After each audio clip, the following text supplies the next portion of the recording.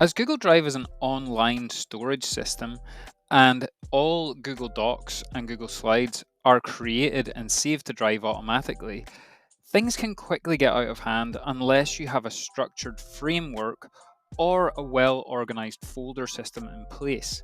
So, as you can see in my Drive, I have a number of folders already set up. How you want to do this is, or how you can do this, is you can go up to the new button at the top left hand corner here, and rather than creating a new document as such, you can create a new folder. So for the purpose of this, we're just going to call this test. And I'm just going to show you how you can go about organizing folders in a really sensible and really easy way. So we've created this test folder. You will see that it comes up here by default. They are organized in alphabetical order, which does make it slightly easier. But for the purpose of this test, you also have this little ellipsis, which is some more actions. So you can actually change this a little bit more and organize it a little bit more. So what you can do is you can also go to organize and you can add this to the starred section.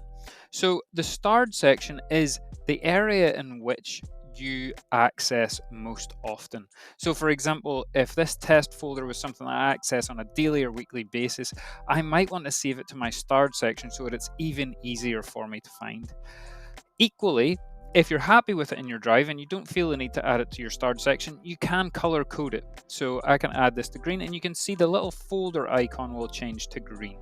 Now, I like to order mine in color code, but the color code doesn't necessarily mean anything. It just makes it stand out to me. So the ones I use most often, I often add a color to it, and that kind of drags my eye to those when I'm searching.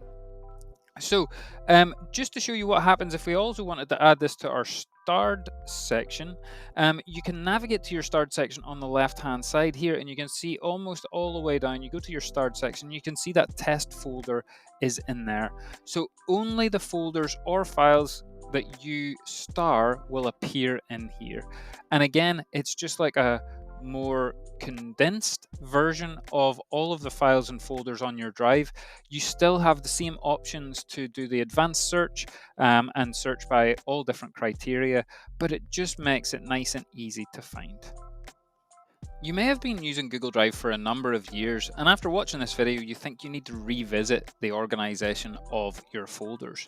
So, what you might need to do is you might need to import files into folders that you've now created.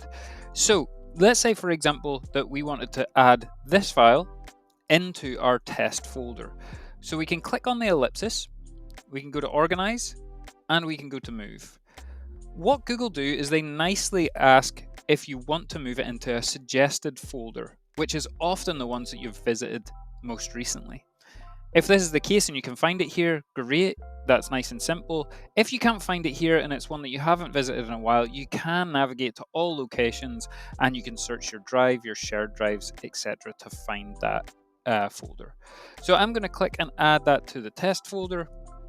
And what should happen almost instantaneously is this has disappeared now from my Drive, and it should now, here it is, in my test Drive. Now, this is really helpful because over the course of a number of years, Google Drive can become a very busy place, and if you've got this folder system in place and it's very organized, then it makes life easier when looking for and locating files for the future. It's also really straightforward if you are using Google Classroom through assignments. A Google Classroom folder will be created on Google Drive and it will host all of the files from that Google Drive in that folder. So it automatically organizes your classroom files for you.